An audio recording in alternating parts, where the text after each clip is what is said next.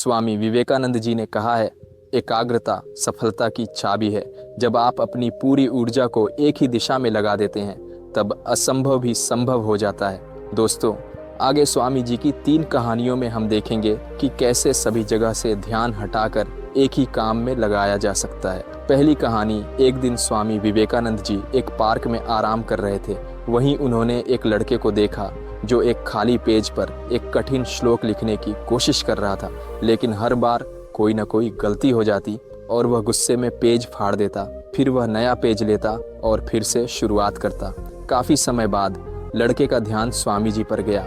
वह तुरंत उनके पास आया, प्रणाम किया और बोला, स्वामी जी, मैं पिछले 3 घंटे से इस श्लोक को सही से लिखने की कोशिश कर रहा हूँ, लेकिन हर बार कोई न कोई गलती हो जाती है और मुझे फिर से शुरुआत करनी पड़ती है। मुझे समझ नहीं आ रहा कि मैं क्यों नहीं लिख पा रहा हूँ। स्वामी जी मुस्कुराए और बोले, बेटा, ये केवल फोकस की कमी के कारण हो रहा है। एक साधारण इंसान अपनी ज़्यादातर ऊर्जा बेकार की बातों और आदतों में लगा देता है, इसीलिए उसका मन लगातार भटकता रहता है। ध्यान से काम करने का मतलब है अपनी पूरी ऊर्जा एक ही जगह लगा देना, और जब तुम बार बार ऐसा करोगे तो मन इसके लिए तैयार हो जाएगा और फिर गलतियाँ नहीं दोहरेंगी।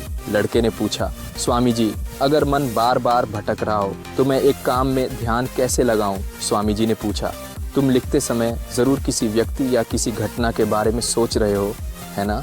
लड़के ने कहा, हाँ गुरुजी, आज छुट्टी का दिन है, सब लोग बाहर खेल रहे हैं, लेकिन मुझे यह काम पूरा करना है। शायद इसलिए मैं ठीक से फोकस नहीं कर पा रहा। स्वामी जी बोले, ठीक है, अब इन सरल तरीकों को समझो। पहला तरीका, गहरी सांसें। जब भी तुम्हारा मन भटके तो 5 गहरी सांसें लो। अपना ध्यान काम और खेल दोनों से हटाकर सिर्फ अपनी सांसों पर ले आओ। जितना तुम अपनी सांसों को देखोगे उतना ही मन शांत होने लगेगा। दूसरा तरीका, काम को महसूस करो। जब तुम लिख रहे हो तो हर चीज़ को बारीकी से महसूस करो। पेन का तुम्हारे हाथ को छूना, लिखते समय आने वाली आवाज़। जब तुम हर छोटी चीज़ पर ध्यान दोगे तो मन भटकना कम हो जाएगा और तुम्हारा मन और शरीर सिर्फ एक ही काम में लग जाएगा। लड़के ने स्वामी जी की बात मानी। उसने गहरी सांसें ली और फिर से लिखना शुरू किया। इस बार गलतियां कम होने लगीं और काम जल्दी पूरा हो गया।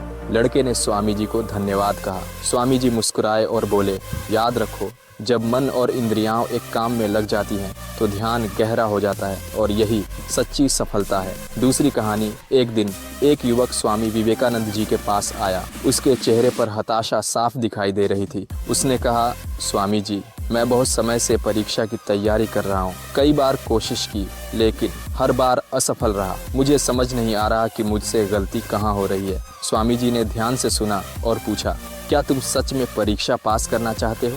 युवक बोला, हाँ स्वामी जी, मैं मेहनत करने के लिए तैयार हूँ, बस आप मुझे रास्ता दिखा दीजिए। स्वामी जी उसे एक खाली जगह पर ले गए। वहाँ एक पुरानी मोमबत्ती और माचिस रखी थी। उन्होंने युवक को मोमबत्ती दी और कहा, इस मोमबत्ती को जलाकर उस पेड़ तक ले जाओ, लेकिन ध्यान रहे मोमबत्ती बुझनी नहीं चाहिए। यह कहकर स्वामी जी वहाँ से चले गए। युवक ने मोमबत्ती जलाई और धीरे धीरे पेड़ की ओर बढ़ने लगा। रास्ते में हल्की हवा चली, मोमबत्ती की लौ हिली और बुझ गई। युवक वापस आया, फिर से मोमबत्ती जलाई और दोबारा चला। कई बार कोशिश की, लेकिन हर बार हवा लौ बुझा देती। आखिर में थका हुआ युवक बुझी मोमबत्ती लेकर वापस आया। निराश होकर बोला, स्वामी जी, मैं इसमें भी असफल रहा। स्वामी जी मुस्कुराए और बोले, क्यों? तुम्हें तो सिर्फ थोड़ी दूर चलना था।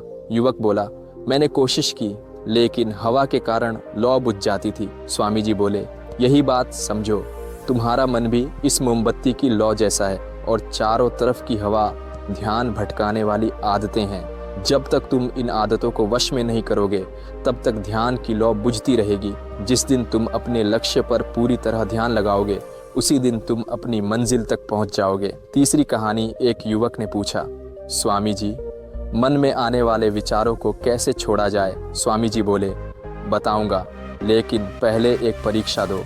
उन्होंने पानी से भरा गिलास युवक के हाथ में दिया और कहा, एक बूंद गिराए बिना इसे पकड़े रहो। युवक बोला, ये तो आसान है। शुरुआत में सब ठीक था, लेकिन थोड़ी देर बाद मन में विचार आने लगे। कब तक पकड़े रहना होगा? इससे क्या फ़र्क पड़ेगा? जैसे जैसे विचार बढ़े, ध्यान भटका और गिलास से पानी छलक गया।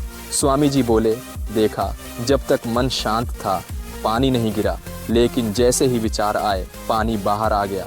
उन्होंने समझाया, जैसे गर्म लोहे पर हथौड़े की चोट उसे नया रूप देती है, वैसे ही तुम्हारे विचार तुम्हारे व्यक्तित्व को आकार देते हैं। अगर मन को स्थिर रखना है तो विचारों को देखना सीखो।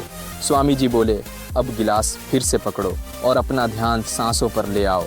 सांस को पेट और सीने में आते जाते महसूस करो। हाथ में हो रहे दर्द को जाने दो। विचार आएंगे जाएंगे, बस याद रखो, तुम विचार नहीं हो, तुम उन्हें देखने वाले हो।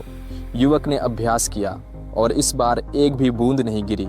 स्वामी जी बोले, ऐसे ही अभ्यास करते रहो, धीरे धीरे मन शांत हो जाएगा और फिर कोई भी कठिन काम तुम्हारे लिए सहज हो जाएगा। दोस्तों, अगर इन कहानियों ने आपकी किसी उलझन को सुलझाया हो तो कमेंट में ज़रूर बताइए। वीडियो को लाइक करें और इसे उस दोस्त के साथ शेयर करें जिसकी ज़िंदगी में ये काम आ सके। बुद्धा 2025 चैनल को सब्सक्राइब ज़रूर कीजिए। धन्यवाद।